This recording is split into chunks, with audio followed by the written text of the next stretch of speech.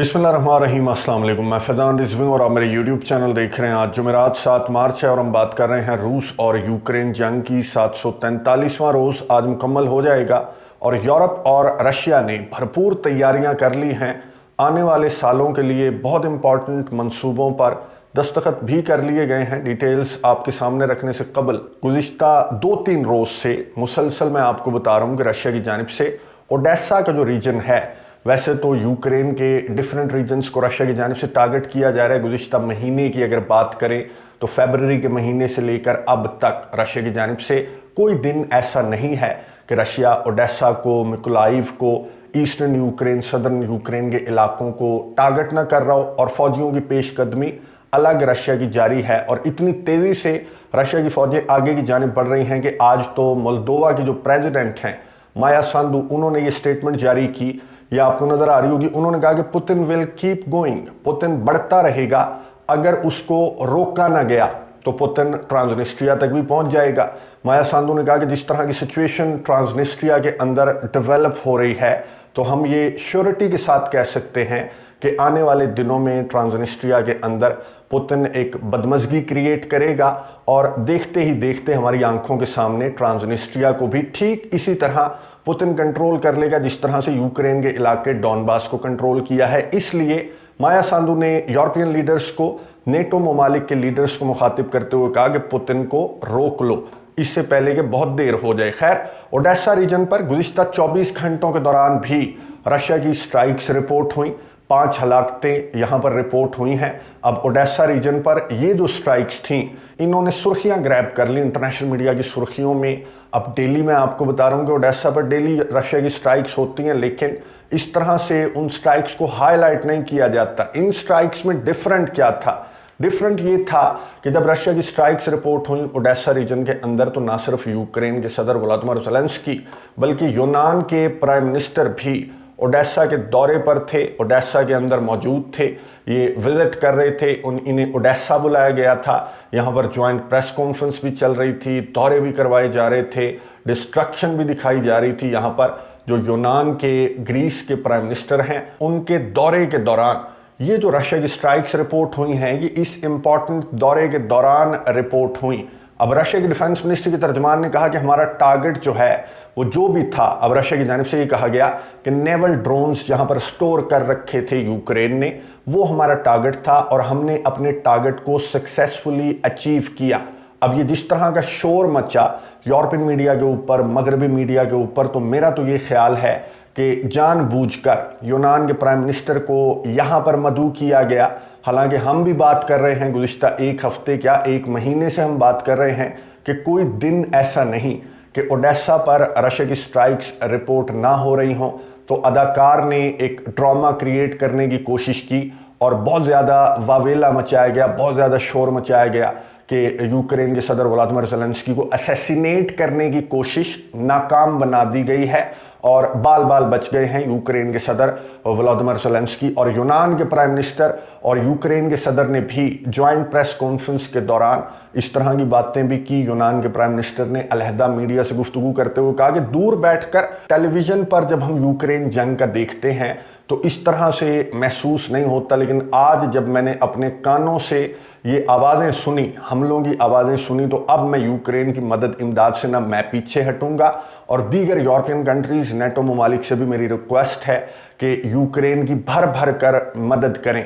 Ukraine के सदर Vladimir Zelensky ने एक वीडियो पैगाम जारी किया, उसमें यूनान के प्राइम मिनिस्टर के दौरे की तफसीलात बताते हुए फिर वही जो स्क्रिप्ट है उसको दोहराया यूक्रेन के सदर व्लादिमीर ज़ेलेंस्की ने।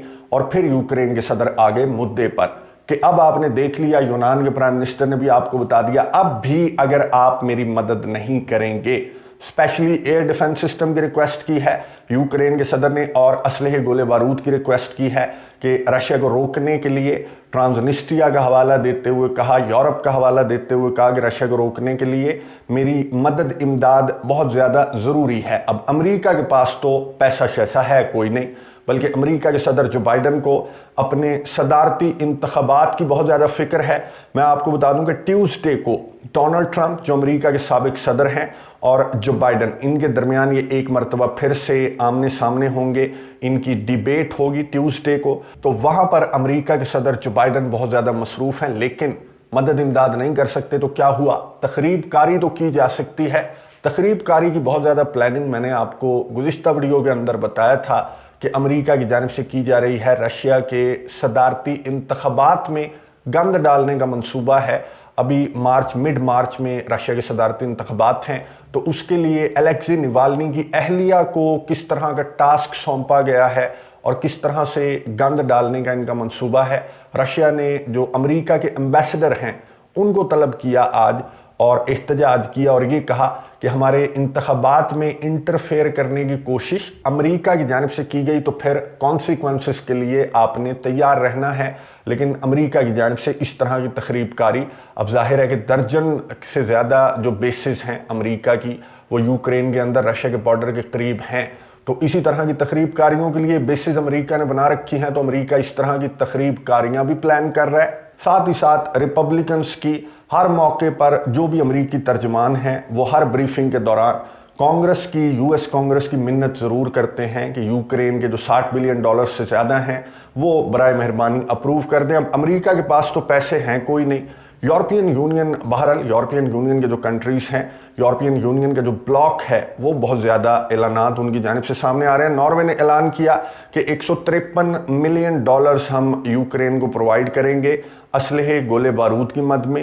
جرمنی اور یو کے کی بھی بہت امپورٹنٹ ملاقات ہونے والی ہے اور اس میں بھی یوکرین کی مدد امداد سمیت اپنی جو تیاریاں ہیں ان پر بھی بات کی جائے گی۔ فرانس کے صدر ایمانوئل میکرون بھی بہت امپورٹنٹ میٹنگ چیئر کرنے والے ہیں۔ یہاں پر بھی یوکرین کی مدد امداد سمیت جو یوکرین کے اندر فوجی بھیجنے والا معاملہ ہے اس کو لے کر بھی فرانس کی جانب سے پھر سے سٹیٹمنٹ سامنے آ سکتی ہے۔ لیتھوینیا نے ایک سٹیٹمنٹ جاری کرتے ہوئے کہا کہ 2 سال تو کچھ بھی نہیں ہے، رشیا آنے والے 2 سال بھی اس جنگ کو افورڈ کرتا ہے، تو آنے والے 2-3 سالوں 5 سالوں کے لیے ہمیں جو بھی ہم تیاریاں کر رہے ہیں یوکرین کے لیے یا پھر اپنے لیے، ہمیں آنے والے کئی سالوں تک کی تیاریاں کرنا ہوں گی۔ اب یورپین یونین کی چیف ارسلا وان ڈر لیئن انہوں نے ایک سٹیٹمنٹ جاری کی اور میں آپ کو بتا دوں کہ EU کا جو بلاک ہے انہوں نے اس بات پر بھی اتفاق کر لیا ہے کہ آنے والے کئی سالوں تک نہ صرف یوکرین کی مدد ہم بڑھائیں گے بلکہ اپنے ڈیفنس پر بھی ہم بہت زیادہ سپینڈ کریں گے، کیونکہ امریکہ کو ہم نے دیکھ لیا کہ امریکہ ہمیں پرائی جنگ میں دھکیل کر خود یہ جا وہ جا ہو گئے امریکہ کے صدر جو بائیڈن۔ تو اب ہمیں اپنے ڈیفنس کا خود ہی سوچنا پڑے گا۔ اگر رشیا نے حملہ کر دیا، مولدووا سے بھی آگے رشیا بڑھ گیا تو رشیا کے لیے دنوں کا کام ہو جائے گا، کیونکہ ہم بھی خالی ہو چکے ہیں۔ تو 2027 تک کا پلان بنایا گیا ہے یورپین یونین کی جانب سے کہ ہم نے اپنے دفاع پر اپنے بجٹ میں سے بہت زیادہ پیسہ خرچنا ہے اور امریکہ کے ایک بہت اچھے گاہک کے طور پر ہم سامنے آئیں گے۔ امریکہ کی پالیسی تو بہرحال کامیاب ہو گئی کہ یورپ کو ایک پرائی جنگ میں دھکیل کر یورپ کو کیا ملا؟ ان 2 سالوں کے دوران یورپ جو ہے وہ ایک 3rd ورلڈ اکانومی بن چکا ہے۔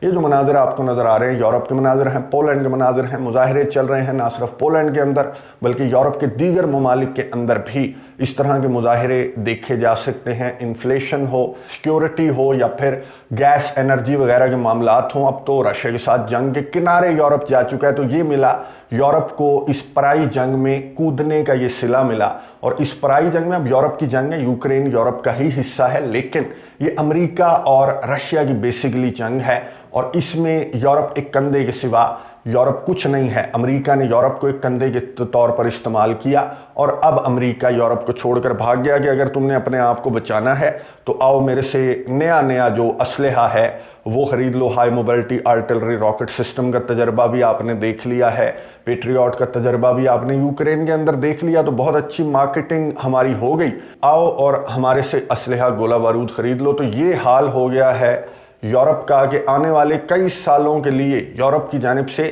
رشیا سے لڑنے اور یوکرین میں اپنی فوجیں اتارنے کے پلان بنائے جا رہے ہیں۔ اور دوسری جانب رشیا اور چائنا نے یہ اناؤنس کیا، रशिया की स्पेस एजेंसी के जो सरबराह हैं, रोसकॉस्मोस के सरबराह, रोसकॉस्मोस जो है वो रशिया की स्पेस एजेंसी है, उन्होंने अनाउंस किया कि रशिया और चाइना प्लान कर रहे हैं कि हम 2033 से 2035 के दौरान हम चांद के ऊपर एक न्यूक्लियर पावर प्लांट बनाने का मंसूबा बना रहे हैं। यानी कि चांद के ऊपर डेरे लगाने का मंसूबा चाइना और रशिया की जानिब से बनाया जा रहा है और दूसरी जानिब यूरोप की जानिब से यूक्रेन के अंदर डेरे लगाने का मंसूबा यूरोपियन कंट्रीज बना रहे हैं। अब ये प्रैक्टिकली फिजिबल नहीं लगता है मंसूबा जो रशिया और चाइना की जानिब से बनाया जा रहा है, लेकिन आपको मालूम है कि आर्टिफिशियल इंटेलिजेंस के आने के बाद कुछ भी पॉसिबल है। और चांद के ऊपर ये जो प्लान है, ये सरबराह ने बताया, स्पेस एजेंसी के सरबराह ने बताया कि ये जो प्लान है ये रोबोट्स के थ्रू इम्प्लीमेंट किया जाएगा। जाहिर है यहाँ पर पावर प्लांट की जो कंस्ट्रक्शन है उसके लिए इतने टाइम तक इंसानों का चांद के ऊपर रहना या फिर इस तरह का कंस्ट्रक्ट करना, इस तरह के प्रोजेक्ट को ये पॉसिबल नहीं है। तो जो रोसकॉस्मोस के सरबराह हैं उन्होंने बताया कि रोबोट्स के थ्रू हम ये प्लान जो है वो इम्प्लीमेंट करेंगे। बहरहाल प्लान इम्प्लीमेंट करेंगे नहीं करेंगे, प्लान इम्प्लीमेंट होगा नहीं होगा, यूरोपियन मीडिया, मगरबी मीडिया इस प्लान पर बहुत सारे सवालात उठा रहे हैं, लेकिन मैसेज बहुत बड़ा है। यूरोप को बहुत बड़ा मैसेज है रशिया और चाइना की जानिब से, स्पेशली रशिया की जानिब से, कि जिस रशिया को वीक और आइसोलेट करने के लिए, पूरी दुनिया से काटने के लिए आपने हजारों सैंक्शंस आयद की, वो रशिया दुनिया से तो क्या कटता, अब चांद के साथ भी रशिया अपने ताल्लुकात जोड़ने की प्लानिंग कर रहा है। और जो आपके ताल्लुकात थे, एक पक्का दोस्त था आपका अमेरिका, अब अमेरिका के साथ ताल्लुकात भी यूरोप के अच्छे नहीं रहे। फ्रांस के सदर इमैनुअल मैक्रोन हों, जर्मनी के चांसलर हों, ये इस तरह की बातें कर रहे हैं कि यूरोप की अपनी एक आर्मी होनी चाहिए। और अब डोनाल्ड ट्रंप के अमेरिका के सदर बनने के बहुत ज़्यादा चांसेस हैं। तो उसको देखते हुए मैंने आपको बताया था कि यूक्रेन के सदर की अहलिया ने भी जो बाइडन के इनविटेशन को ठुकरा दिया और ये कहा कि मैं बहुत ज़्यादा मसरूफ़ हूँ। बहरहाल अज़ान इशा की स्टार्ट हो चुकी है। कमेंट्स बॉक्स में अपनी राय का इजहार ज़रूर कीजिएगा। अगली वीडियो तक के लिए इजाज़त दीजिए। अल्लाह हाफ़िज़।